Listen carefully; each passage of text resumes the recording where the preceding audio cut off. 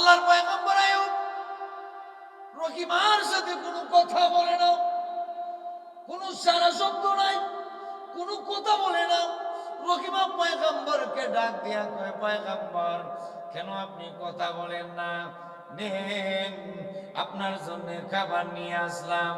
পয়গম্বর কয় না, আমি এই খাবার খাবো না। ও রহিমা, এই খাবার খাবো না। ও রহিমা, কেমনে তুমি আনলা? রহিমা ডাক দিয়া কয়, এই খাবার হলো হালাল খাবার, আপনি খাইতে পারেন, কোনো সমস্যা নেই। আল্লাহর পয়গম্বর কয়, তোমার মাথার কাপড়টা সরাও। বিবি রহিমা মাথার কাপড়টা সরাইলেন। মাথার কাপড় সরানোর পরে পয়গম্বর আইয়ুব এইরকম ভাবে কষ্ট পাইলেন। কষ্ট পাইয়া 18 বছর পর্যন্ত পয়গম্বর আইয়ুব আল্লাহরে কিছু কয় নাই। পোকা কামড় দিছে শরীরে।